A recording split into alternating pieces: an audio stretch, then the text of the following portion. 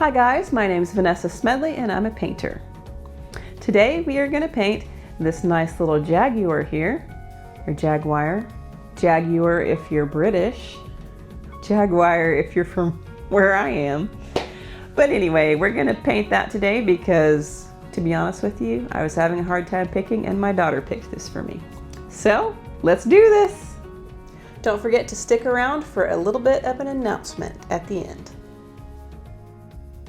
Here are the materials for today. You can pause and screenshot, or they're listed in the description for you.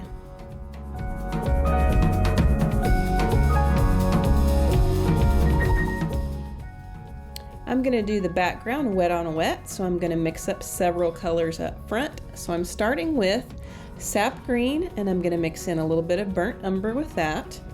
And then I use Hooker's green, mix in some burnt umber with that, and also add some Payne's gray to darken it.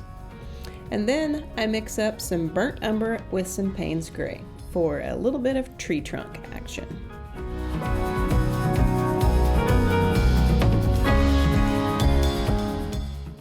I'm going to start out by wetting the background, and this time I'm just painting the water around the subject. It's not a complicated subject. We don't need masking fluid here, so I'm just wetting that entire area, and then I begin dropping in the various greens. Now these are very, very out of focus, kind of blurry trees in the background, so I'm just adding in more and more color, a little bit of variation, and then I'll add in a tiny little bit of cerulean blue there for some sky peeking through, and a little bit of the brown for some of the tree branches that you can see here as well.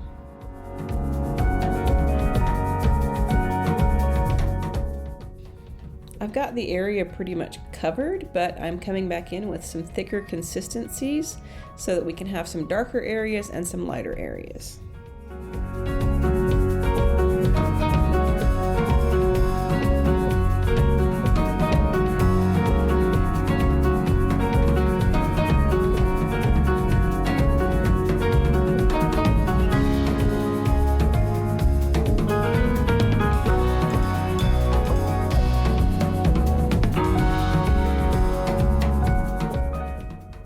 Then I add in a little bit of Payne's gray for some shadow on the bottom of the branches, and then I use a damp brush to lift out a highlight on the branches as well.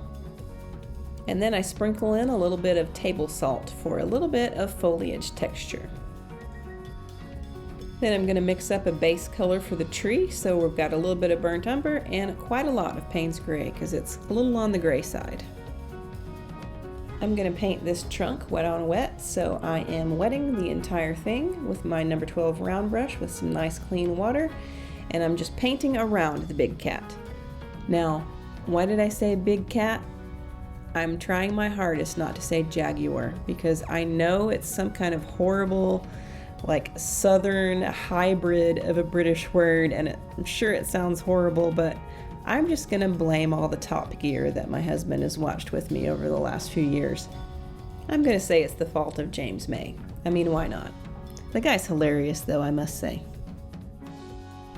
In the midst of all that jabbering, I have gone on and added in the gray color over the whole thing, and then I'm adding in the brown color that I mixed in the darker shaded areas. I also am adding in a little bit of the green for some mossy areas on the tree trunk, and I'm just going to let all of that blend together.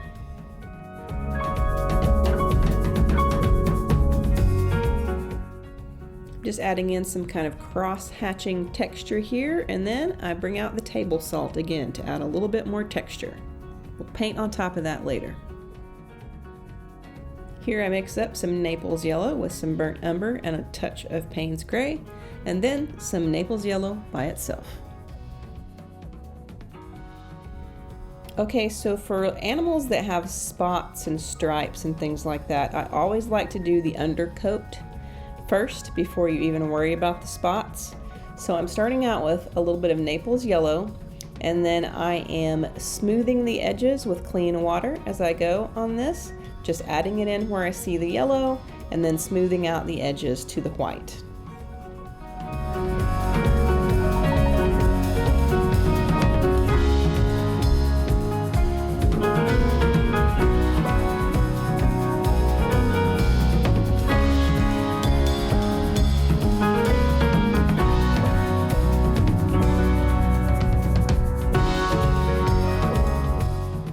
And then I'm coming in some of the more shaded areas with the Naples Yellow, Burnt Umber, and Payne's Gray mix, and I'm just adding in a little bit of that. We're going to let all that dry, and now I've loaded my brush with a nice dark brown mixture here, and we're going over the top of this other texture. You can see where the salt was, and that's going to end up being just kind of another layer in all the textures that we're going to build on top of it. So we're adding in the shadows. It's going to get darker and darker. Eventually we're going to add more and more Payne's Gray into the shadows. Going to add in a little bit more of the green for the mossy texture. You'll just see that being built up.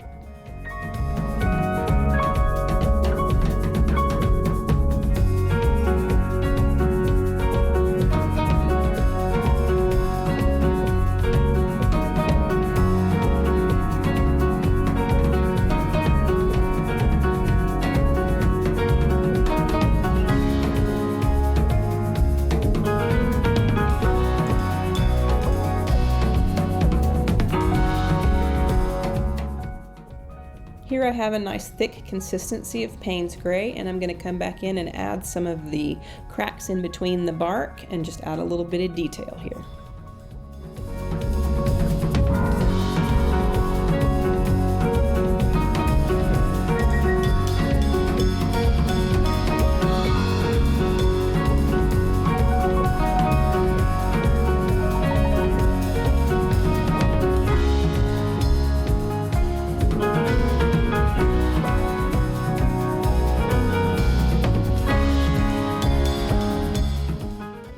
On the outer rim of the eye, I'm adding in a little bit of Naples Yellow, and on the inner part of it, we're using a little bit of Payne's Gray for now.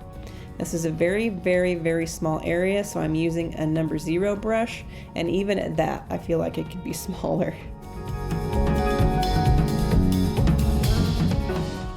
Just going to add a base coat to the nose. Towards the edges, we're using our dark brown, and towards the middle, we're going to add a little bit more of just the burnt sienna by itself so that it has a more reddish tone to it. For the shadows underneath the neck and then other areas, we are just using a little bit of Payne's Gray and then softening out the edges with clean water.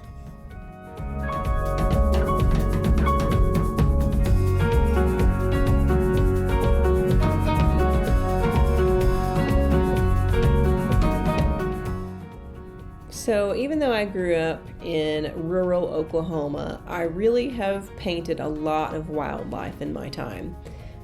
Back when I was a preteen, I used to paint big cats all the time.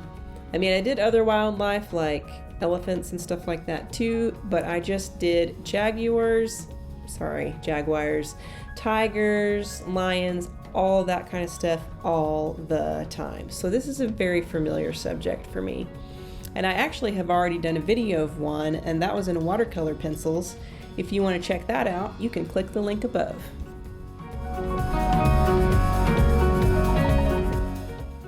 I added a little bit more Payne's Gray into the eye, but I'm still struggling to get any actual detail into this area, so I may end up coming up with a different plan here. Stay tuned.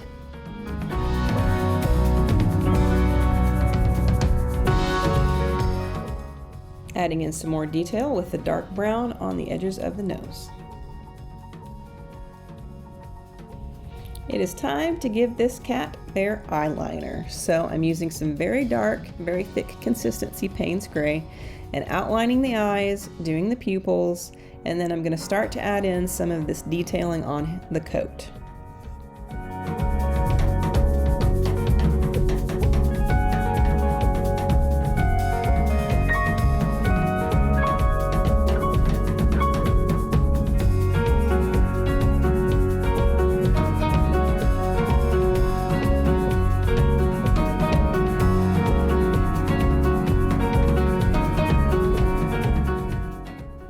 So this little dude is really just a cougar right now without his spots, so we're going to have to start adding in the spots. I'm kind of starting out with it just a little bit light. We can come back in and make it darker later. I just don't want to go so dark immediately that there's nowhere to go. So just adding in some Payne's Gray, and it's pretty thick consistency, but it's not just like straight out of the tube or anything. When you have an animal with very distinctive markings like this, it does pay to notice how the pattern moves across the body. Because a lot of times the pattern of the spots or stripes or whatever will follow the contours of the body. So take a moment when you're painting these and look at the contours of the body, see if the markings follow that, and keep that in mind when you're painting. If you don't follow the contours of the body when you're making your patterns, it can actually flatten out your animal and make him look like a one-dimensional character if you're not careful.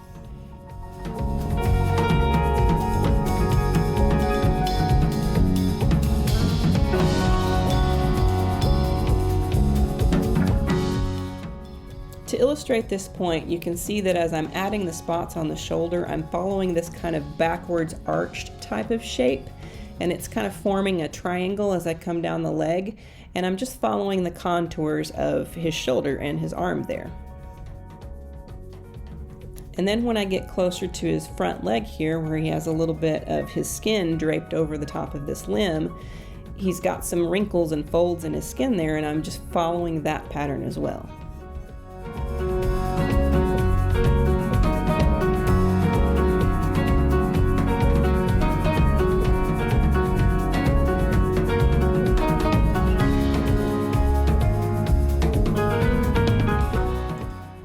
I think we'll just speed up this footage a little bit. I mean, there's only so many spots you can watch me paint in, right?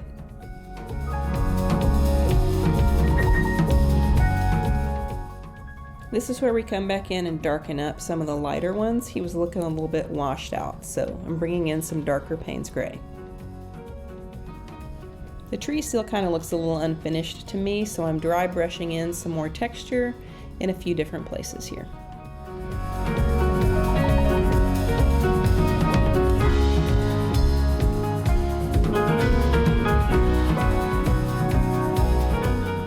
Alright, so I got all of these spots in and then realized that I didn't think that there was enough detail there of the contours of his body, and that his yellow looked a little too yellow and not natural. So I'm actually coming back in with a bronze watercolor pencil from Derwent, and I'm adding in some shadow and some detail on top of the stripes here.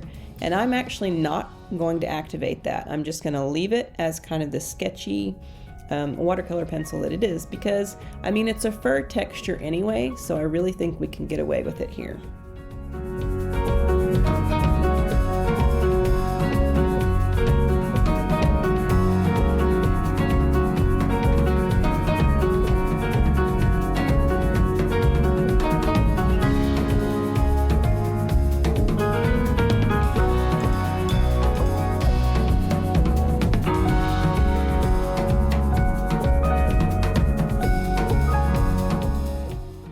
And then to add some variety in color, I'm going to add golden brown in here. And this is also going to end up being what I put in the middle of the spots.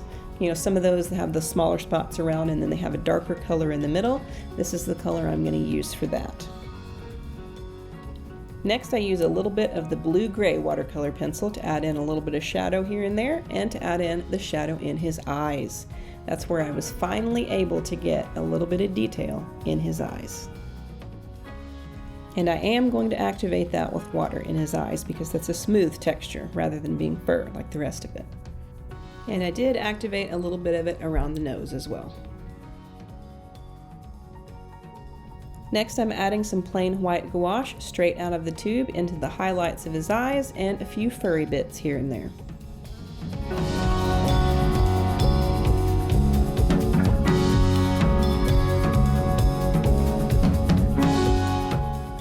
Next, I'm going to add the whiskers, and I could do this with the gouache, but I actually prefer to use a Gelly Roll Pen. So this is a white gel pen, and I'm just adding in those little whiskers. They turned out very subtle, but I'm okay with that. It's better than being too bold. I'm adding in just a little bit of texture with some soft pastel here, and by this point I probably should call this a multimedia painting, because the watercolor purists will be all over me for all of this, but you know, whatever. And here's the finished product with the tape removed and signed and all of that good stuff. And there you have it, a nice little Jaguar, or Jaguar, or Jaguar. How else could you say it? But anyways, on to the announcement that I was talking about at the beginning of the video. I'm just going to let you know that I'm going to pull back a little bit on the frequency of the videos. Having a full-time job and a family, it's kind of gotten to be a little bit much for me, so I'm just going to go to every other week for now. So we'll still have the videos, we're just not going to have them quite as frequent. So don't forget to like, comment, subscribe, share, all that fun stuff, because that's how this channel gets to grow. Thanks for watching. I will see you in 2 weeks.